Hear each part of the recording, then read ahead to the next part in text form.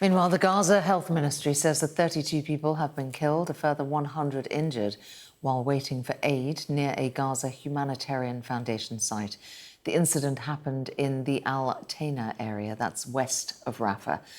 Let's bring in our correspondent Lisa Holland, who's joining us this morning from Jerusalem. Good morning to you, Lisa. What more do we know about these latest deaths around the Humanitarian Foundation aid sites?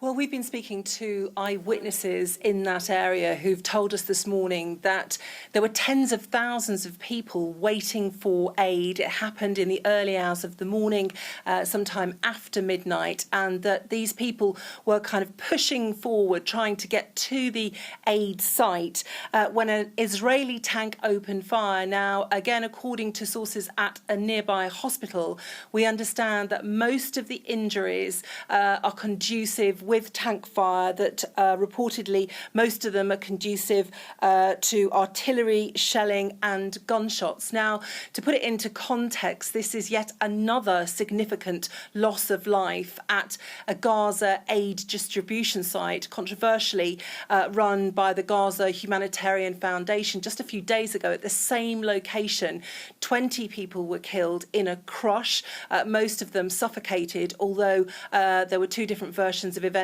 from the Gaza Health Ministry and also from the Gaza Foundation running the site about quite how that had happened. I think what we can say is that overall, the Gaza Health Ministry is reporting that more than 800 people have been killed since the breakdown of the last ceasefire in March at these aid sites. And there's no question that there is a desperate shortage of food in the Gaza Strip, with something like around 3/4 of the Gaza Strip under Israeli military control now. And in fact, some of the latest data from the United Nations suggesting that 1 in 10 children are malnourished. Just this morning, the Gaza Health Ministry put out a statement saying that the Strip is experiencing, in their words, a real famine. So you can understand why there is this desperate push towards these distribution sites, which frankly are mired in controversy about the way they're operated and run, given that they are Israeli and American-backed sites. And Lisa, while we've got you, there still remain a number of hostages in Gaza. President Trump is indicating that 10 might be soon to be released. Yes. 20 live Israeli hostages are still being held by Hamas inside Gaza. Of course, we know that for some weeks now there's been lots of speculation that potentially there could be a ceasefire agreement quite close. It's not the first time that the US president has said, look, I think there's going to be some kind of deal, as he puts it, within a week to 2 weeks. Well, that's passed. But again now he's talking about a timeline for some kind of agreement to be reached between Hamas and Israel, and this is what he said.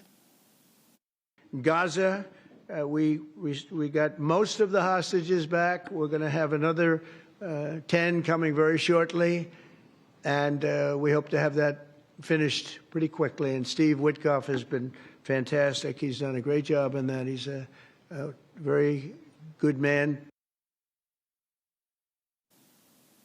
Look, the million-dollar question is just how close are we to some kind of ceasefire agreement? We know that, of course, talks have been ongoing between the two sides via various channels in Doha, and that a new map has been presented by the Israelis outlining where they would withdraw to, and that appears to be the final sticking point that the two sides need to see eye to eye on. All right, Lisa, thank you for that update for us from Jerusalem.